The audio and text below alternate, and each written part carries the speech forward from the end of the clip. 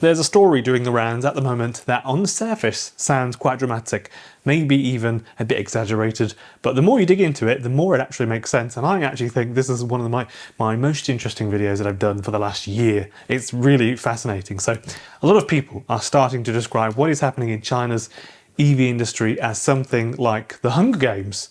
And I know that it sounds silly, but you should hear it out because it is interesting. China has built the biggest, most competitive electric vehicle market in the world, bar none. It is mad, it's wild really. So you can also think of it as a kind of electric vehicle Wild West. So there are roughly 100 EV brands, depending on how you count them. And some really, really big, obviously BYD, Li Auto, companies like that, Zeekr. Some are tiny. You probably would never even recognize the cars if you saw them on the street, and especially if you're outside of China. And some are already selling cars globally. And what you're seeing now is that the market is entering a phase where not everyone can possibly survive. It's literally not feasible, not viable, not possible, and it's just not happening. So, not because EV demand is collapsing at all, not because people suddenly don't want electric cars, but because the environment that has allowed so many companies to exist all at the same time is starting to disappear and partly mutate, slightly just disappearing as well. So this is where the Hunger Games comparison comes from. The idea, as some analysts and also commentators are describing it, is that the market is being allowed to play out brutally, quote, lots of companies competing, price wars are literally everywhere, it's literally been in the news for the last year and a half. Price wars in China constantly, and everyone's whinging about it. It's a big deal. Margins are getting crushed. At least 50% of the companies in China not making even a profit. And over time, only the strongest, most efficient, best capitalized players are left standing. And what is interesting is that this is not just happening, or not just something journalists or YouTubers are even saying. Senior executives, the CEOs inside China's EV industry, have literally been very open about it. So the CEO of XPeng, a person called I think it's Xiaopeng, has said on multiple occasions that only a small number of EV companies will survive in the long run past 2030. He's talked about the idea that the industry is overcrowded and that consolidation is inevitable. So literally saying that publicly, that is a very big deal, because this isn't some sort of outside critic throwing some sticks and stones. This is someone running one of China's most high-profile EV companies saying openly that most of the current players will just simply not be around in 5 years' time.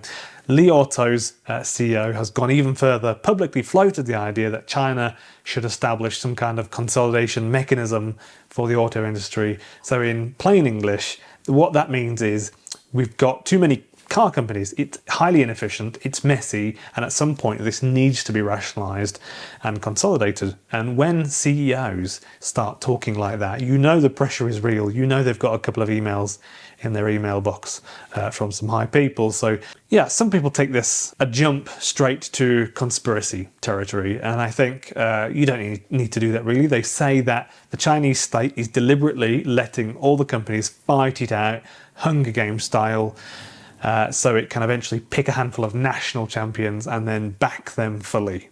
To be clear, there is no official document saying that. There's no announcement saying that, you know, we're choosing 5 winners and everyone else is done. There's basically no evidence, I don't think, for that. I mean, BYD received a lot of funding, to the contrary. They got a lot of support 5 years ago, 7 years ago from the Chinese state. But what you can say very comfortably is that the conditions are being allowed to get much, much harsher. So subsidies have been reduced or even removed, tax exemptions are being phased down, price competition has been allowed to run mad and run wild, and weak companies are finding it harder and harder to just raise money, to find money. That doesn't require a secret plan. That's just how consolidation happens. And it's said that at least half of these companies are making no money at all, and the big players are making as little as $2,000 per vehicle. If you step back and you look at the maths, basically, it becomes pretty obvious why this was always going to happen. China has massive vehicle production capacity and overcapacity. I think we can comfortably say at this point, far more than domestic market can comfortably absorb at healthy margins whilst making a bit of money. Factories still have fixed costs, whether they're running flat out or if they're half empty, so companies keep cutting prices to keep volumes up. But when everyone does that at the same time, profitability just collapses, basically diminishes completely. Selling cars, it's not the issue. Globally, that's not the issue. Making money out of them, that is the issue. And so that's why taxes and tariffs are such a hot topic, because there's just no money there in the margin anyway.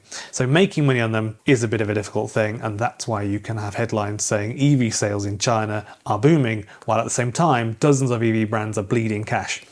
One thing I should say, I'm very, very confused as to why BYDs are so well priced in Australia, fantastically priced.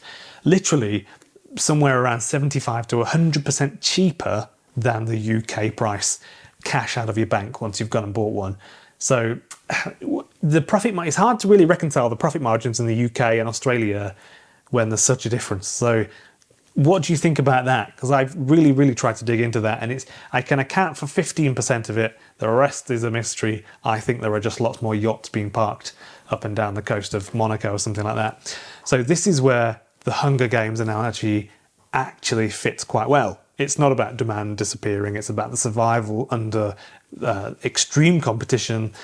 Some brands will be absorbed into larger groups, and some will quietly shut down. Some will survive as niche players, and a small number of companies will emerge as dominant, BYD, Zeekr, things like that, companies like that. Global scale manufacturers, so very big deals. Of course, at the top of that, BYD. So you can already see who those likely survivors are. BYD is the obvious one. Like I've said, it's vertically integrated, profitable, massive, and already global. Li Auto is another with a very clear product strategy and improving margins, actually getting slightly bigger this year than last year. A handful of others have strong backing, strong tech, strong export strategies. But for every one of those, there are several brands that don't have a clear path to profitability without constant external support. So that is the issue, and this is where the global implications come in. A lot of these companies are trying to escape the pressure at home by exporting cars overseas. It's just not enough money in China. It's just they can't sell them for enough money. Europe, Australia, Southeast Asia, Latin America, much more money to be had there. Even once you've paid for shipping and that sort of stuff, you can just get a bit more money out of it. Particularly in Europe, where it's a lot more expensive than places like Brazil or Latin America, Australia, to purchase an electric car from China. That helps margins because prices are higher, significantly higher than China, of course, outside of China. But it also creates political and also trade friction. So tariffs, investigations, accusations of dumping, and there's a bit of protectionism going on, people are saying. So exports are not guaranteed, a guaranteed lifeline for these companies either, not for the next 5 or 10 years. From a buyer's point of view, this makes a big difference and it matters. So if you're buying a car from a newer or a smaller Chinese brand, it doesn't mean that it's a bad car at all, but it does mean you should be thinking about not what the car is it compelling, is it good, but who owns the company, how strong is the balance sheet, are they receiving subsidies or any money, basically, where are the batteries coming from, are they made in-house or purchased from a third party such as CATL, and whether the brand will still exist in 5 or 10 years. That is your bet. So whenever you buy a car that you would identify as one of those companies, quite young but very, very good car, a very, very good car, you have to answer those questions, I think, if you're going to be spending a lot of money on it. So consolidation doesn't mean Chinese EVs are failing at all. Doesn't mean nobody wants them. It doesn't mean they can't sell them. If anything, it means the industry is maturing, although I do fear that the word maturing is probably a little bit reductive, maybe too modest for the seriousness of what's going on.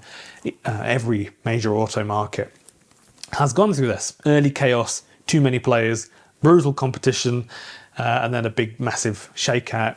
And the big money wins, usually, so as far as I can see, being an analyst. So China just happens to be doing it at an enormous scale very, very quickly. So when people say we're watching these the Chinese EV Hunger Games, they're not saying it because they want to be dramatic. They're saying it because this really is a survival phase. So this is where we're in 2026 now, actually, because we're in 2026, aren't we? Crikey, that's gone quick.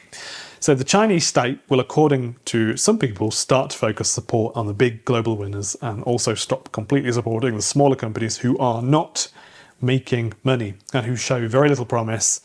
Those companies will close or simply just be bought out by big money, as is the way in business conventionally. So the fighting has started, or I should say, inverted commas, the fighting has started. The rules are harsher this year than they ever have been actually for these companies, and the list of winners is going to be much shorter than the list of companies that entered the arena by roughly 90-95%, we can imagine, in the next 4 years. And the interesting thing is, the people running these companies seem to know it, and they're talking about it publicly.